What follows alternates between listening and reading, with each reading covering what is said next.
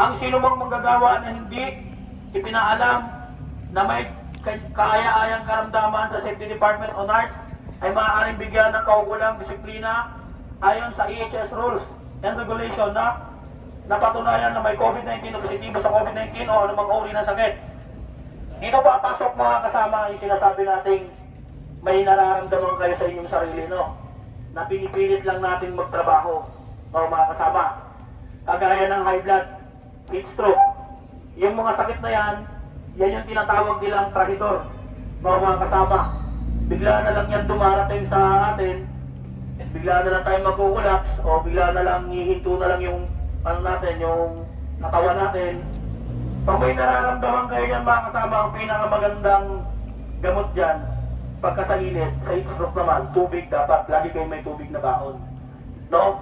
Ugaliin natin, lagi magdala tayo ng lagayan ng tubig natin, lagi tayong magbabaon, lagi tayong iinom ng tubig, pag nakakaramdam tayo ng init, kasi yung katawan natin, sa init ng araw, lagi tayong nabababad, no? Lalong-lalo na dun sa mga skillman, mga kasama. Kasi open area pa tayo, okay lang sana yan, kung may first second floor na tayo, hindi tayo may initan sa baba. Nakakaintindihan ba tayo mga kasama?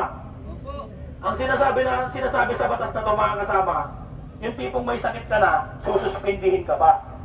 Alam niyo kung bakit? Kasi nga hindi nyo nireport. So kailangan, lahat ng kilos, lahat ng nararamdaman nyo, ipapaalam nyo sa amin, no, mga kasama. Para, yun nga yung lagi natin sinasabi, para kahit papaano, matulungan naman kayo. So mga kasama, hindi puro trabaho. Pag ginawa, ito isang parte lang ng ano to ha, pag nagtatrabaho kayo ng maayos dyan, kikita yung kumpanya. Pero pag nagkasakit kayo dyan, hindi tutulong sa inyo yung kumpanya hanggang hindi nyo nire-report sa amin ng maayos yan, lalong-lalo na kay Megacon. No, mga kasama, darating ang January, tayo na lang ang matitira dito, may mababawas na management.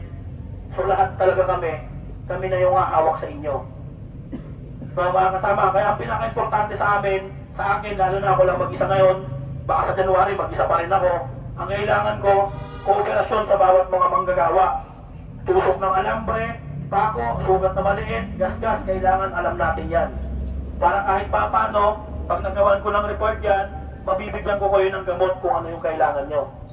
Pero sa ngayon, yung gamot na nandyan na meron ako, para lang po sa lagnat at sa sakit ng ulo at sa pagtatae, no?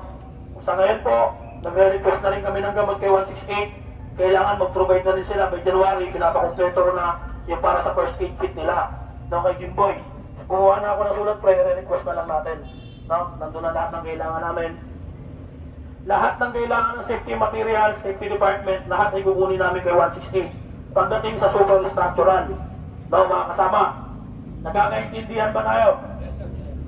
Yun lang yung sa akin mga kasama, no? Lagi ko namang sinasabi sa inyo, ingatan yung mga sarili.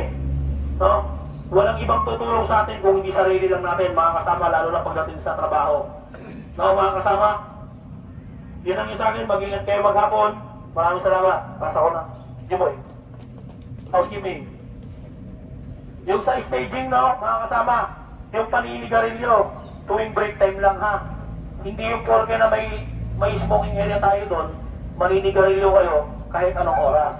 May oras pa rin yun. No, mga kasama, yung mga upos ng sigarilyo nyo, huwag nyo pakalat-kalat doon. Kahapon may nakita na naman ako sa bara. Pero dalawa o isa na lang naman yung nakita ko doon. Pero ugaliin natin na ilagay na doon sa tamang tapunan. Para hindi kayo nasisita. No, baka mamaya dumating yung punto, tanggalin din namin yung smoking area dyan dahil sa yung iba hindi talaga marunong magtapon. So, mga kasama. Sorry.